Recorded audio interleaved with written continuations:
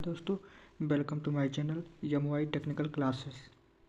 UP polytechnic third semester chapter number 2 यानी thermal engineering. दोस्तों, आज चैप्टर चालू करने वाले हैं। अगर वीडियो पे नए हैं तो दोस्तों लाइक सब्सक्राइब शेयर ज़रूर करिएगा।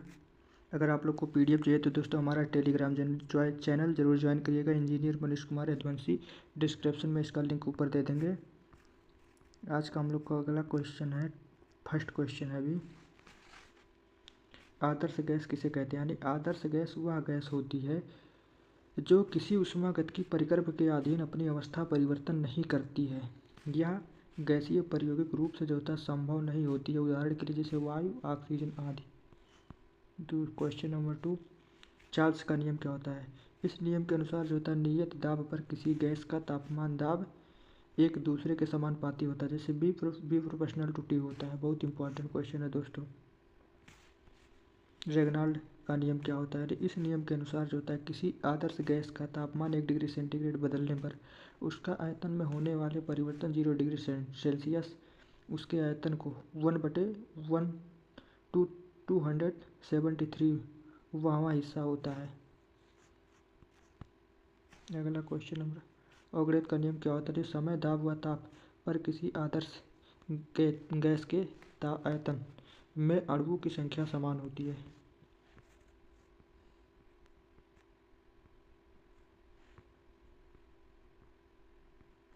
क्वेश्चन नंबर 5, सार्वत्रिक गैस स्थिरांक यानी R0 का मान क्या होता है? तो 8314 यानी 8314 जूल पर किलोग्राम या मोल की होता है। ओगडेट की संख्या क्या होती है? ए बराबर होता है 6.02 × 10⁻26 होता है। क्वेश्चन नंबर 7, सामान्य गैस समीकरण क्या होता है? पीवी बराबर एम/टी होता है। बहुत इंपॉर्टेंट है दोस्तों ये सब। यानी गैस की विशिष्ट ऊष्मा को परिभाषित कीजिए। यानी किसी गैस की जो होता है विशिष्ट ऊष्मा वह मात्रक होती है जो किसी पदार्थों की एकांक मात्रा को तापमान 1 डिग्री सेंटीग्रेड तक बढ़ती है। इसे कैपिटल सी से प्रदर्शित करते हैं। विशिष्ट ऊष्मा का मात्रक होता है किलोजूल, किलोग्राम, केल्विन होता है। क्वेश्चन नंबर 10 होता है सीपी तथा सीबी में संबंध। तो CP minus CB equal to R होता है। बहुत इंपॉर्टेंट फार्मूला है दोस्तों। अगला क्वेश्चन होता है आदर्श गैस क्या होता है या कौन कौन से नियमों के अनुसरण करता है? यानी आदर्श गैस वह गैस होता है जो ऊष्मागतिकी परिकर्म के अधीन अपनी अवस्था परिवर्तन नहीं करता है। यह गैस प्रायोगिक रूप से संभव नहीं होती है। वायु, ऑक्सीजन के उदाहरण जो होता है यह गैस जो होता है कुछ नियमों के अनुसरण करती है। यह नियत निम्नलिखित जैसे क्वेश्चन नंबर अगला दोस्तों इंपॉर्टेंट है। ये बॉयलर्स का नियम जो होता है इंपॉर्टेंट है दोस्तों।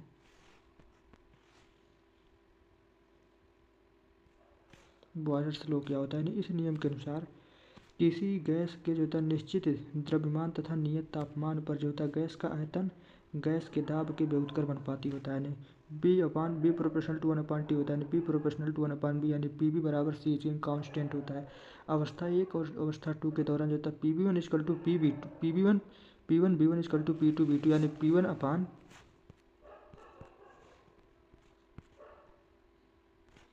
जो होता है P1 upon P2 equal to B2 upon B1 होता है। बहुत इंपॉर्टेंट फार्मूला है दोस्तों ये।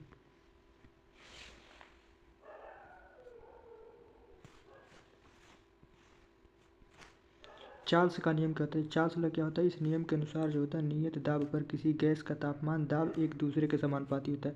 पी प्रोपोर्शनल टू वी होता है। B upon T equal to C constant होता है। अवस्था 1 से 2 होता है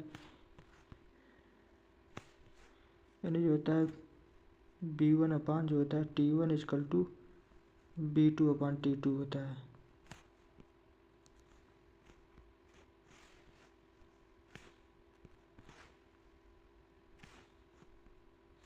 अगला जो होता है गोस लॉ क्या होता है? गोस का नियम क्या लॉ होता है? इस नियम के अनुसार किसी निश्चित आयतन पर जो होता है आदर्श गैस का दाब उसके तापमान के समानुपाती होता है। जैसे पी प्रोपोर्शनल टू बी होता है। P upon T equal to C constant होता है। P1 upon T1 equal to P2 upon T2 equal to P3 upon T3 होता है। अगला को देखते हैं दोस्तों, रेगनाल्ड का नियम क्या होता है? यानी इस नियम के अनुसार जो होता है किसी आदर्श गैस का तापमान 1 डिग्री सेल्सियस बदलने पर उसके आयतन में होने वाले परिवर्तन 0 डिग्री सेल्सियस पर उसका आयतन को वह 1/273वां हिस्सा होगा, यानी भाग होता है। यानी यह जो होता है नियम दाब पर प्रतिपादित किया जाता है। जैसे B0 = 0 डिग्री सेल्सियस गैस का आयतन, BT = T degree Celsius gas का आयतन होता है। यानी नियम के अनुसार जो होता है BT × B0 यानी 273 + T/273 होता है। बहुत इंपॉर्टेंट क्वेश्चन है दोस्तों सब ये।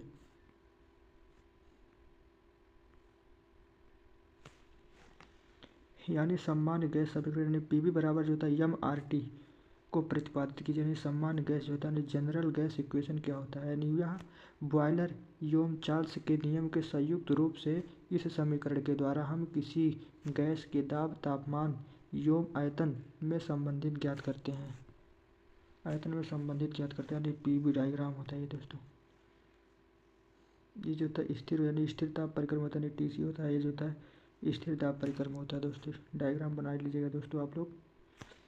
यानी माना किसी गैस की अवस्था 1 से अवस्था 3 में परिवर्तन हो रहा होता है। इन दोनों के दौरान 1 से 2 तथा 2 से 3 के अनुसरण कर रही, जैसे कि चित्र में दर्शाया गया है। जैसे P1 B1 T1 = बिंदु 1 से दाब, आयतन का तापमान क्रमशः। जैसे P2 B2 T2 जो होता है P1 P2 B2 T2 यानी बिंदु 2 पर जो होता है दाब, आयतन एवं तापमान परिक्रम होता है। जैसे P3 B3 T3 जो होता है यानी बिंदु 3 जो होता है दाब, आयतन, तापमान क्रमशः पथ 1 से 2 के दौरान नियत होता है। यानी B1/T1 = B2/T2 होता है। तो B2 बराबर जो होता है B1T1/T2/T1 होता है। तो T1 = T3 होता है। तो B2 बराबर तो B1 T3/T1 होता है।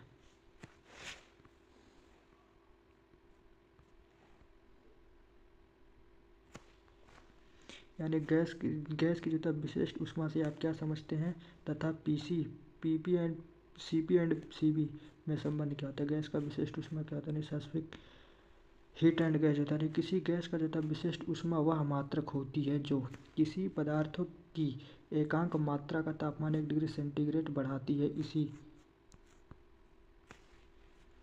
इसे कैपिटल C से प्रदर्शित किया जाता है। इसका मात्रक किलोजूल, किलोग्राम, केल्विन होता है। माना किसी पदार्थ का द्रव्यमान m तथा तापमान में परिवर्तन T1 से T2 है तो Q बराबर mc/ ब्रैकेट में जो होता है T2 - T1 किलोग्राम केल्विन होता है। C = जो होता है Q अपान जो होता है m ब्रैकेट में T2 - T1 किलोजूल, किलोग्राम होता है। विशिष्ट ऊष्मा दो प्रकार के होते हैं, स्थिर दाब पर होता है, स्थिर आयतन पर होता है। CP एंड CB जो होता है। CP तथा CB संबंध माना किसी गैस किसी पात्र में गर्म किया जा रहा है तथा वह बिंदु 1 से बिंदु 2 तक अनुसरण कर रहा है। इस दौरान दाब को जो होता है स्थिर माना गया होता है। थैंक यू दोस्तों। अगर दोस्तों आप लोग को PDF अगर हमारा वीडियो पसंद आया होगा तो लाइक करिएगा। अगर वीडियो पे नए हैं तो दोस्तों सब्सक्राइब, लाइक ज़रूर करिएगा। अगर PDF चाहिए तो हमारा टेलीग्राम ज़रूर ज्वाइन करिएगा। टेलीग्राम चैनल का लिंक होता है इंजीनियर मनोज कुमार।